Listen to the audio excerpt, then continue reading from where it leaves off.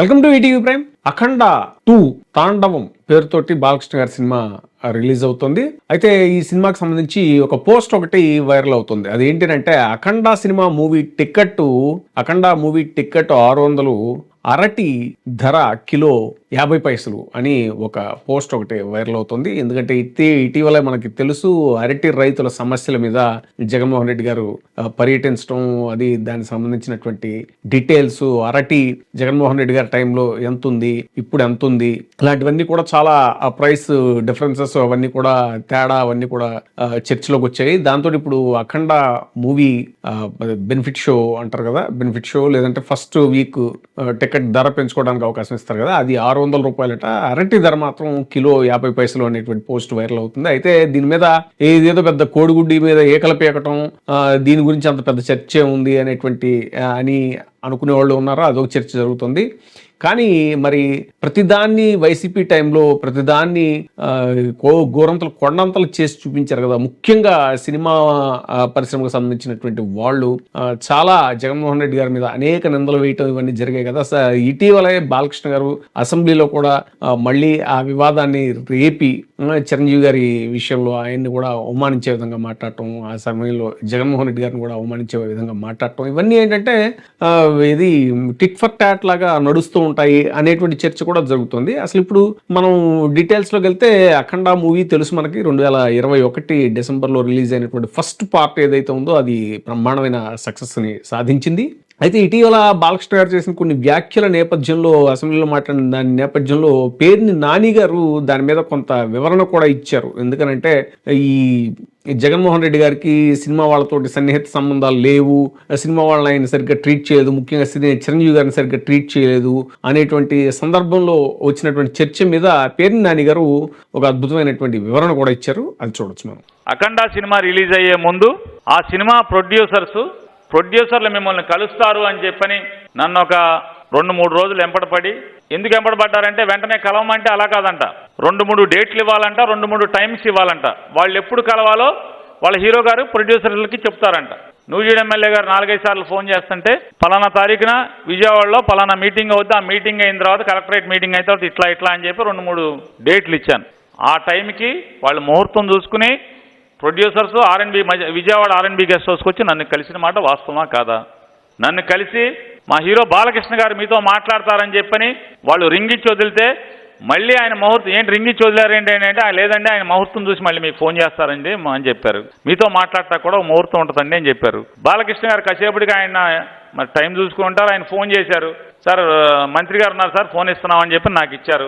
బాలకృష్ణ గారు నాతో మాట్లాడారు. నేను సీఎం గారిని కలుస్తానండి, నాకు అపాయింట్మెంట్ కావాలని చెప్పి నన్ను అడిగారు. నేను సీఎం గారిని అడిగాను, బాలకృష్ణ గారు వస్తా అంటున్నారండి, అపాయింట్మెంట్ దేనికి నాని అన్నారు. సార్ అఖండ సినిమా దేని గురించి మాట్లాడతారంటే, వద్దు నాని ఆయన క్యారెక్టర్ పోద్ది, వద్దు ఆయనకి ఏం కావాలో చూసుకుని చేసేయండి అని చెప్పారు. ఆ తర్వాత కూడా వైసీపీ హయాంలో భగవంత్ కేసరి సినిమా అనుకుంటా బాలకృష్ణ గారిది రిలీజ్ అయింది. ఆ టైంలో కూడా టికెట్ ధరలు పెంచుకోవడానికి నాకు అనుమతి ఇవ్వలేదు, కానీ నా సినిమా సూపర్ సక్సెస్ అయింది, అది ఇది అని ఆయన కామెంట్లు చేయటం అది కూడా మనకి తెలిసిందే.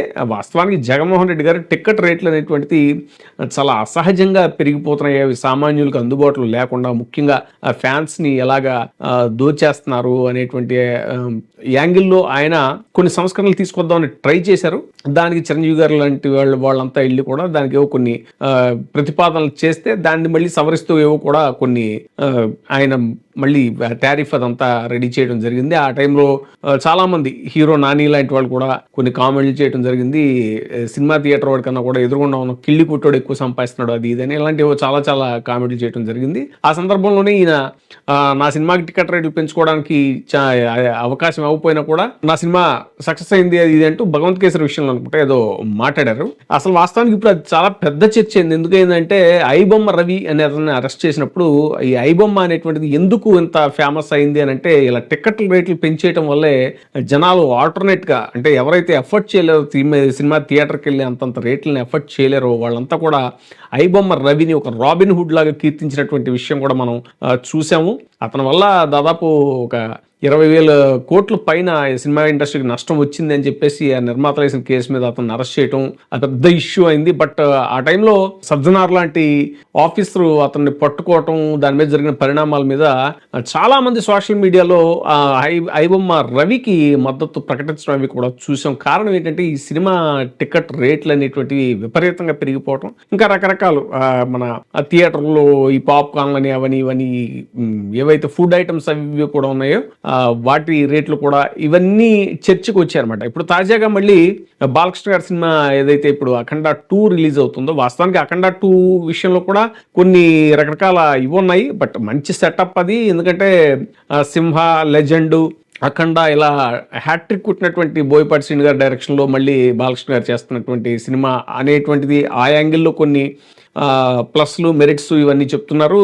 తమన్ మ్యూజిక్ చాలా హైలైట్ అంటున్నారు ఇవన్నీ. అయితే ఫస్ట్ టైము ఇప్పటిదాకా బాలకృష్ణ గారి సినిమా 100 crores బడ్జెట్ 100 crores చేయటం అనేటువంటిది జరగలేదు. కానీ ఇది ఒక రిస్కీ ఫీట్ చేశారు. మహాకుంభమేళాలో కూడా దీనికి సంబంధించి షూట్ చేశారు. కాబట్టి చాలా హై బడ్జెట్ ఖర్చు పెట్టారు. బాలకృష్ణ గారు కూడా మార్కెట్కి మించి ఖర్చు పెట్టారు అనేటువంటి టాక్ కూడా నడుస్తుంది. వాస్తవానికి బాలకృష్ణ గారి కలెక్షన్స్ 100 crores క్లబ్లోకి 1-2 సినిమాలు వెళ్ళినా కూడా అవి గ్రాస్ ఇవి మళ్ళీ అన్ని షేర్లు ఇవన్నీ క్యాల్కులేట్ చేసుకుంటే ఓన్లీ ఆయనకి వచ్చినటువంటి, అంటే ప్రొడ్యూసర్కి వచ్చినటువంటి లాభాల పరంగా 80 కోట్లు దగ్గరే ఆగిపోయాయి అనేటువంటి ఒక చర్చ ఉంది. అయితే ఇప్పుడు ఇది 100 crores వాస్తవానికి మా బిజినెస్ కూడా 115 కోట్ల దాకా ఎంతో అయిందని చెప్తున్నారు. మరి ఆ మార్కుని ఇది రీచ్ అవుతుందా లేదా, ఇది ఒక ఫీట్, ఇది రిస్కీ ఫీట్ లాంటిది అనేటువంటిది కూడా చెప్తున్నాం. ఆ సందర్భంలో కూడా ఏమైనా రేట్లు పెంచుకోవడానికి ఇప్పుడు గవర్నమెంట్ వాళ్ళదే కాబట్టి ఏపీలో ఇక్కడ కూడా వాస్తవానికి వాళ్ళదే గవర్నమెంట్ అని చెప్పుకోవాలి. ఎందుకంటే మనం నిన్నే ఒక టాపిక్ గురించి మాట్లాడుతూ అనుకున్నాము, గురు శిష్యుల సంబంధం లాగా నడుస్తుంది ఇక్కడ 2 రాష్ట్రాల్లో కూడా అనేటువంటిది. ఒక సుహృద్భావ వాతావరణం ఉండాలి, రాజకీయాలని ఈ సినిమాల్ని మిక్స్ చేయకూడదు అనేటువంటి చర్చ ఒకటి బలంగా జరుగుతోంది. కనీసం భవిష్యత్తులో అయినా వాటికి ఫుల్ స్టాప్ పెడితే మంచిది అనేటువంటిది అటు సినిమా విశ్లేషకులు కానీ రాజకీయ పరిశీలకులు, విశ్లేషకులు కూడా చెప్తున్నటువంటి విషయం.